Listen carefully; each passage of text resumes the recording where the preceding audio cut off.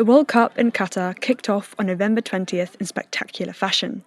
32 teams descended on the Gulf nation, ready to play in 8 venues across 5 towns. After 26 days of football, we're down to the last 8 nations. Teams from the Middle East and North Africa have made history in the tournament.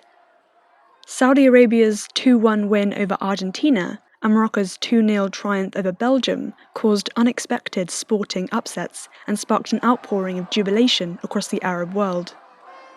Expressions of pan-Arab solidarity have become commonplace in Qatar.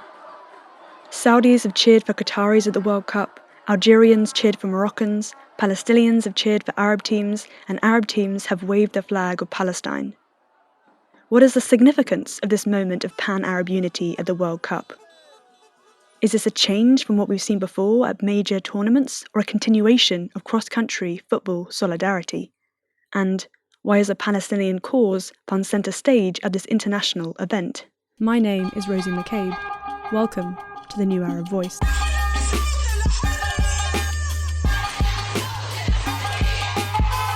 So in terms of Middle Eastern and North African teams, we saw host nation Qatar, Saudi Arabia, Iran, Morocco and Tunisia, all in the group stages. This is Shahla Omar. She's an editor for The New Arab and has been closely covering the World Cup. We saw all but Morocco knocked out in the group stages. Performances of varying success. I mean, Qatar were outclassed in their group, but Tunisia, Saudi Arabia putting on especially impressive performances in the group stages.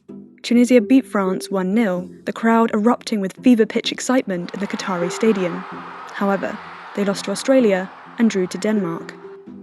Saudi Arabia's heroic win over Argentina, which sparked several noticeable celebrations, one involving a fan ripping his own door off, was followed by defeats against Mexico and Poland. However, there's still Morocco. Morocco are definitely on the ascendant, so I don't think that was like a massive shock. Shahla is referring to Morocco's win against Spain on December 6th. The nail-biting knockout match went down to penalties, with Morocco netting 3 goals against Spain. I think it was more that Morocco were able to hold their nerve, like we saw during the penalty shootout, Spain really just crumbling, and the Moroccan penalties, at least the first and the third one, being you could see the assurance and the confidence. So it was really, I think that was what was more impressive about their performance. Impressive is indeed one word for it. To truly appreciate the feat and emotion of this victory, you need to speak to Moroccan football fans. It was like a fairy tale. It was something that we couldn't, I've seen people yesterday, people kneeling, they're praying because they have never achieved this. We have never gotten this far. This is Mehdi Merin, a 22-year-old Moroccan football fan in Rabat. After Tuesday's win against Spain, putting Morocco in the final 8, he was out on the streets celebrating. The moment the game finished, I got out. I see people celebrating, tons of people, whether they are elderlies, whether they are 10-year-old boys going. And I was celebrating, and suddenly, because I was jumping and dancing, suddenly I turn around and I find the king of Morocco showing up in his Rolls Royce. I couldn't believe, I was so shocked. I couldn't believe. The moment I saw the police around him, then I believed that it's the king of Morocco. Also out celebrating in Casablanca was Amine Hafed, a 22-year-old Moroccan fan. You can't imagine. Everybody was screaming. Some of us were almost fainted. Like a lot of us sat down and just stopped reacting because we cannot react. Our bodies just stopped moving for a while. When I asked Amine about what lay behind this victory, he talked ecstatically about the enthusiasm, happiness and, quote, positive vibes, end quote, sent from fans to the players. Yes, the match was full of emotions. It was really full of emotions. We were screaming, yelling, sending love vibes, as the coach said. Morocco's coach, Walid Regragui, has been hailed by football fans for transforming the North African team into one motivated not just to compete, but to win. His formula, say fans and commentators, is to create a strong sense of unity underpinned by belief and positivity. And he said something really important last time. He said, if you really believe that Morocco will win the World Cup, if you really send us these good vibes, if we can say, even if the opponent shoots the ball, it will hit the corner of the goal and then go back. These positive vibes have come not just from Moroccans, but on the world's biggest sporting stage, we've seen Arab fans cheering as loudly for their team as they have for their neighbouring brothers and sisters. Teams like Tunisia, Morocco, Saudi Arabia, I mean, it was so great watching them play in this World Cup because, first of all, the travelling support was incredible. This is Maha Mazahi, an Algerian football journalist. His grandfather was one of the first football referees after Algeria gained independence. You combine that with local support from, people from the diasporas living in Qatar, as well as Qataris themselves. I mean, it's made for such great atmospheres in the stadium. Back in Algeria, Maha said he saw lots of videos of Algerians celebrating the Moroccan victory. This, he added, was nothing new. Pan-Arab solidarity is a common fixture, both inside and outside of stadiums. Often, somebody from Morocco or Algeria will have much more in common with somebody from Spain or France than somebody in Yemen at times, in terms of like cultural influences, in terms of, the architecture that they see in their cities, the food that they eat. And at the same time, the Yemeni can say that he's an Arab, just like the Algerian and the French can't. So it's a little bit of a weird one. But it doesn't exist in, it's not just some sort of vague notion. It does exist.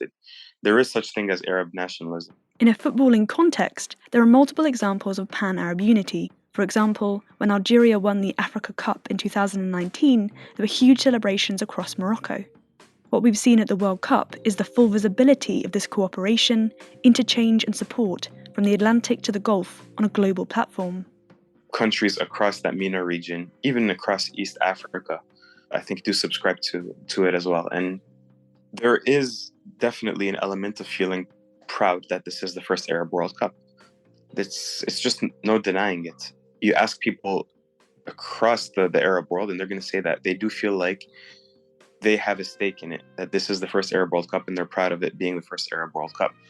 And in that sense, it's been really great to have an Arab team, Morocco, make it to the quarterfinals. I think everybody's just now rooting for them to go on as far as possible.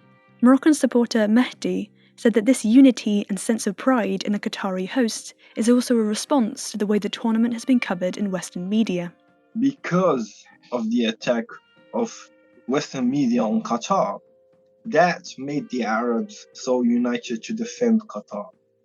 It's the first time it's being held in an Arab country, so that's why it's unique.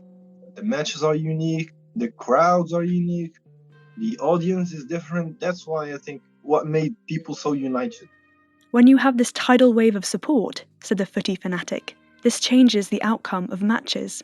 If you ask me about why Arabian countries are doing so much better in this World Cup, because they are playing in the neighboring countries, not culturally neighboring, not geographically, but they share the same language. And that, if you ask me why, I was not shocked when Argentina was beaten by Saudi Arabia.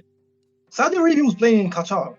Qatar is like playing in Saudi Arabia, basically. If they win, that's not a coincidence. Expressions of Arab solidarity are not limited to mass celebrations over sporting successes, however. Support for Palestine has also become a major story at this World Cup.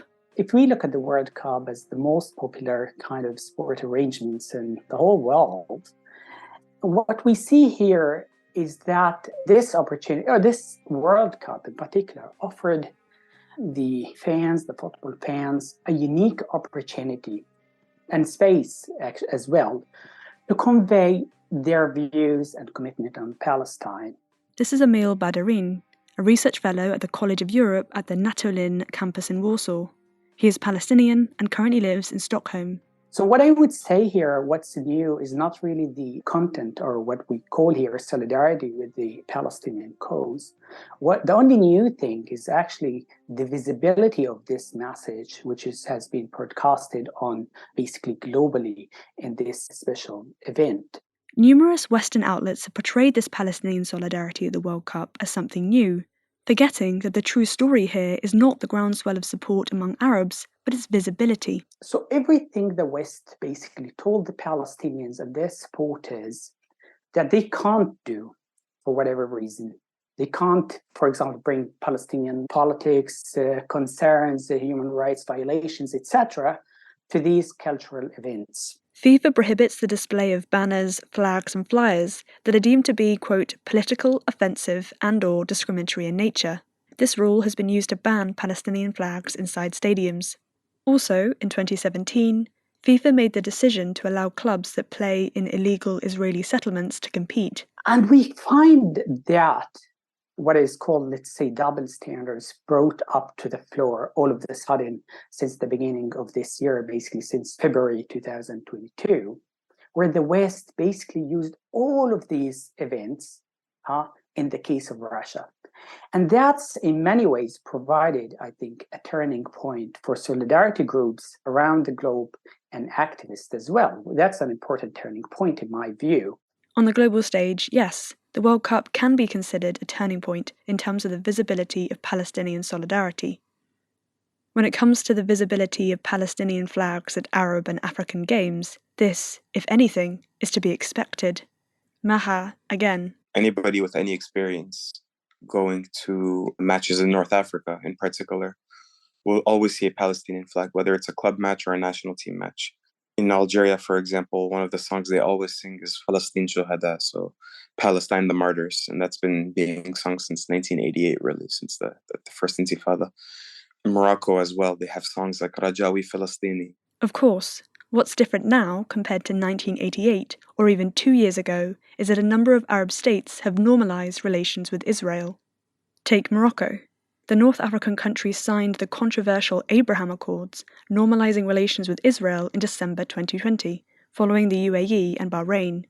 Yet, look at the Morocco's team photo after the country's win against Spain, and you'll see a Palestinian flag front and centre. It's not just a flag, it's the Palestinian flag. This is Moroccan football fan Amine, speaking the day after their victory against Spain. I was out with my friends and we had 2 Palestinian flags yesterday on our backs, because it's not just a flag, as I said, it's the Palestinian flag. It's a flag that means a lot of things. First of all, Palestine exists.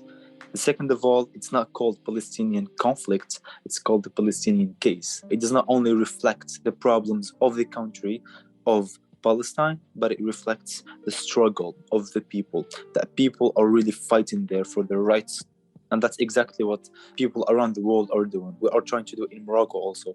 Amine's response, which was echoed by other Moroccans and Arab football fans, makes clear there is a gulf between public sentiment and official stances when it comes to Palestine and Israel in the MENA region. If you want me to count how many friends of mine have broke down and cried and just got depressed for weeks after the recognition in 2020, it was massive. People in the streets went people went to the street, they were screaming and yelling in manifestations against the normalization. People were out in the streets with the Palestinian flag. The Palestinian flag, seen across the World Cup, has become somewhat of an unofficial flag of the tournament. As well as Arabs, support for Palestine has been voiced by Europeans, Americans, and by many across the globe. For example, a well-circulated clip from the tournament shows English football fans shouting, "Of course it's coming home," followed by "Free Palestine," live on Israeli TV. A football fan, wearing a Palestinian flag outside one of the stadiums, said this: I feel welcome, and I feel like there's a lot of solidarity, genuine solidarity with the people, and it's not from one ethnicity. It's not just Arabs. It's like everyone taking part in that. On top of this, at the World Cup, there have been multiple cases of an unofficial boycott of Israeli broadcasters. Palestinian academic Emil Badarin describes this as speaking truth to power by walking away and refusing to engage. They refuse to speak to Israel. And that's the message. What we need to do is the idea of boycott, basically. By refusing to speak, they showed support in their own different ways. Clips on social media showed some football fans just walking away. Others adopted a more direct approach. Palestine, there is no Israel. Sorry, please. You are not welcome here. Even if this is Qatar, this is our country. You are not welcome here. There is only Palestine. There is no Israel. What I called here the Israeli journalistic mission, to actually extract a recognition from the fans of the Arab public. When this mission didn't achieve its goals, they turned to the victimhood narrative to explain that failure.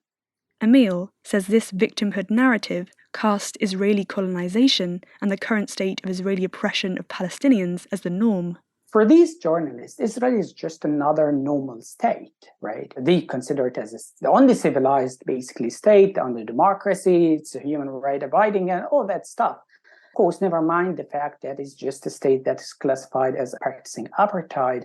The fans, by expressing their, let's say, support for Palestine from the point of view of the settlers and these journalists, they violated their self-perception, their settler-based kind of version of justice and normality. This is what the Palestinian ambassador to the UN said about the symbolic support for Palestine at the World Cup. The World Cup in Qatar dealt a decisive blow to Israelis' illusions. The winner of this World Cup is already known. It is Palestine, with its flag carried by people from every corner of the Arab world and the rest of the globe, present in every match and in people's chants. With 9 days of football left, when it comes to the winners who will lift the coveted trophy, that, of course, remains to be seen. Morocco is only 3 games away from footballing glory. Football journalist Maha again. Everybody knows that Morocco is not the strongest team in the tournament on paper. That's not to say they're weak, but they're not one of the top 8 teams on paper in this tournament, yet they find themselves in the quarterfinals. So how do you sort of punch above your weight if you're an underdog? Well, you do it by relying on the intangibles. How does Morocco do that? They do that in a few different ways. For Maha, playing on your home turf makes a big difference. One of the ways they do it is by relying on this home support that we spoke about. The fact that they can get tens of thousands of supporters into Qatar, the fact that they have a big diaspora there already, the fact that other Arabs are supporting them who are already in Qatar as well. Another asset for the Moroccan team, said Maha, is this atmosphere of love. One of the ways is that the coach and the federation pretty much ordered each one of these players to bring their parents along with them to Qatar. And what we see is that at the Moroccan team hotel at the Wyndham in West Bay in Doha, you have it's very cute. You have parents like sort of traipsing around the hotel, taking pictures with all of the players, talking to media about how they did such a great job raising their son. Then, of course, Morocco has their new inspirational coach. Morocco have only been playing under this coach over the last 100 days, really. They really believe in this coach. They want to play for him. And it's not just the players, it's also the supporters. And there's just so much positive energy. And that can really boost momentum when you have a national team with so much positive energy in a tournament. And what are Moroccan fans saying ahead of their game with Portugal on Saturday? Mehdi. Okay, first things first. We do have some unfinished business with Portugal. Well, we are done with Spain. Now we have some unfinished business with Portugal. It's kind of a strange feeling, like the first time seeing a Moroccan coach with the national team doing something good. I don't know, it's kind of weird. It's a happy feeling, but it's weird sometimes. Because we have never witnessed it. Final words to fan Amine. I will support Morocco till the end. I will support Morocco to win the World Cup and then win the African Cup, etc., etc. We are not here to reach further levels. We are here to win the cup. And I really believe in that. And I'm sending positive vibes, as the coach said, to Morocco and Qatar to win the World Cup.